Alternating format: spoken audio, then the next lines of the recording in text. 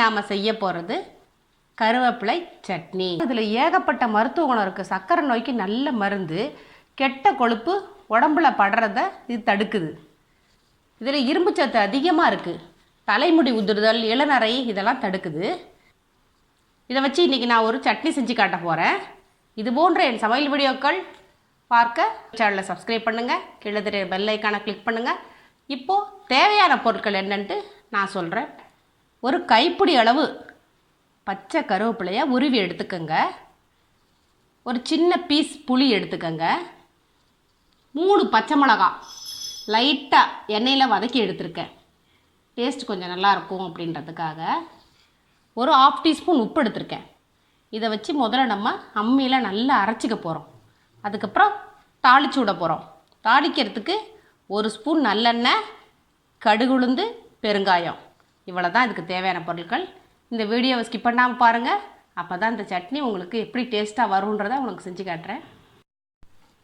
இப்போது இந்த கருவேப்பிலை துவையலை நான் அம்மியில் அரைச்சிக்க போகிறேன். அம்மியில் அரைச்சா ரொம்ப டேஸ்ட்டாக இருக்கும்.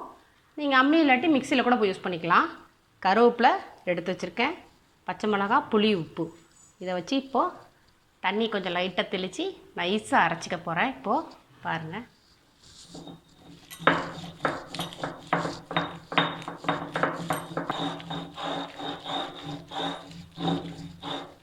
இப்போ நல்லா மசிஞ்சிருச்சு. வலிச்சு எடுத்துக்கலாம்.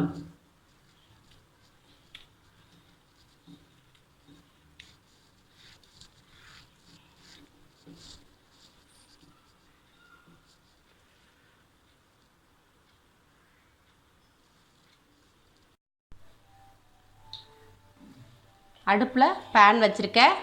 நல்லெண்ணெய் 1 ஸ்பூன் விட்டுருக்கேன். எண்ணெய் காஞ்சிருச்சு. கடுகு, உளுந்து போட்டுக்கிட்டேன்.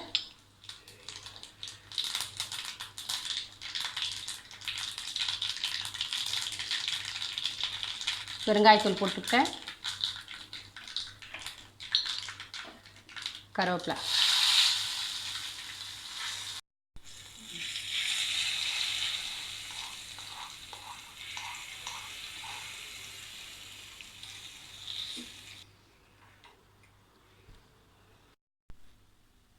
இப்போது டேஸ்டான கருவேப்பிலை சட்னி நமக்கு ரெடி ஆயிடுச்சு. கருவேப்பிலையை பச்சையாக அரைச்சி சாப்பிட்டிங்கன்னா தலைமுடி உதிராது, தலைமுடி நல்லா வளரும் அப்படிலாம் சொல்லுவாங்க. ஆனால் அது தொடர்ச்சியாக நம்மளால் சாப்பிட முடியாது.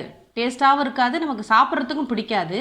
அதுக்கு பதிலாக இந்த மாதிரி பச்சையாக கருவேப்பிலையை வச்சு நான் சொன்ன மாதிரி துவையல் அரைச்சியோ இல்லை சட்னி செஞ்சோ சாப்பிட்டிங்கன்னா உங்களுக்கு ரொம்ப நல்லாயிருக்கும்.